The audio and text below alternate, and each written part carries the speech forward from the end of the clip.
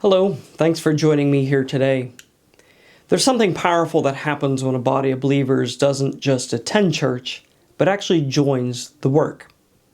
In Nehemiah chapter 2, when God burdened Nehemiah to rebuild the broken walls of Jerusalem, he didn't do it alone.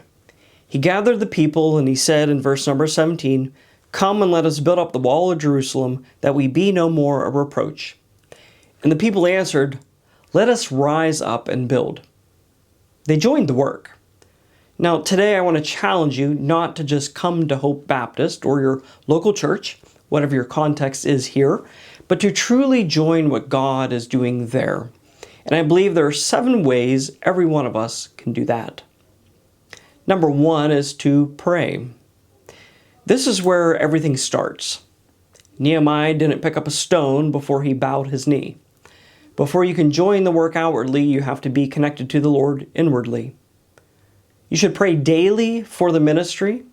You should pray for the services, the preaching of the word, the people who are sitting in the pews.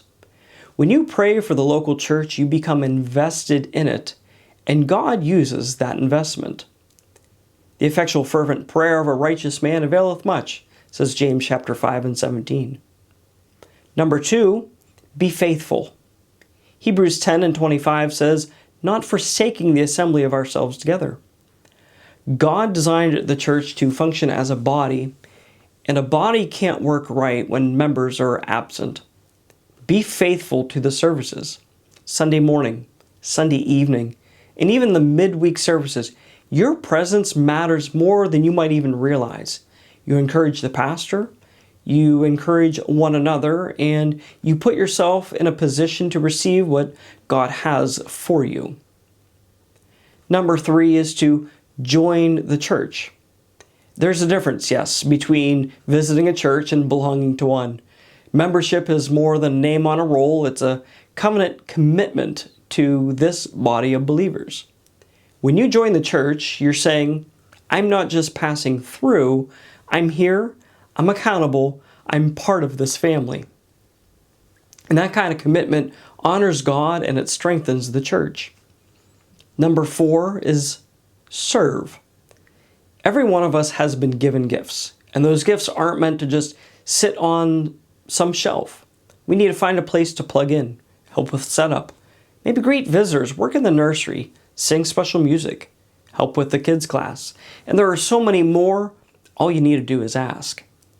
Galatians 5 and 13 says we are called to serve one another.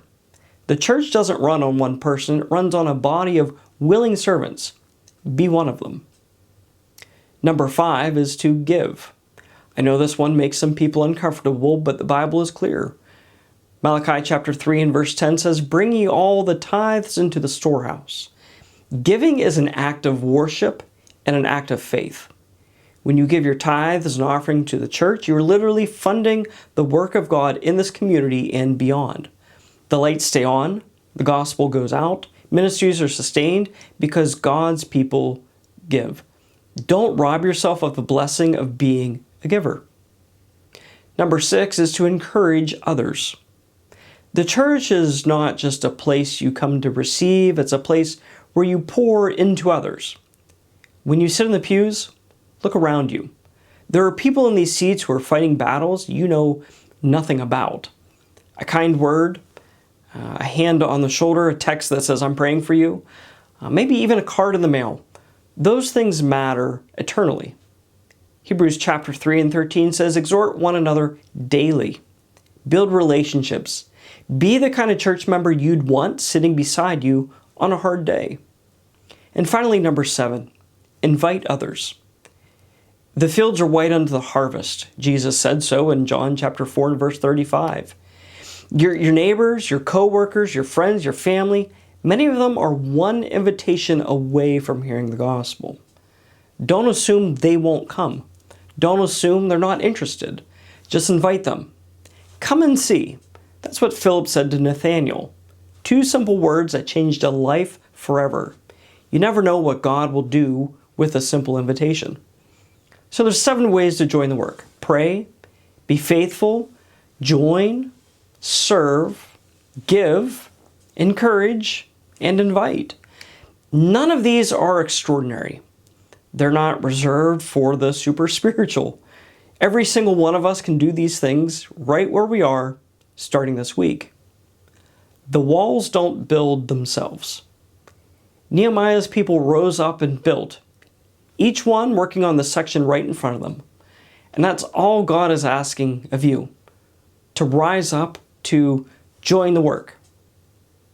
Now, if you've been blessed by this devotional, I'd ask that you share it with someone you love. And we'd love to see you at Hope Baptist Church in Clearfield, Pennsylvania sometime. God bless and have a good day.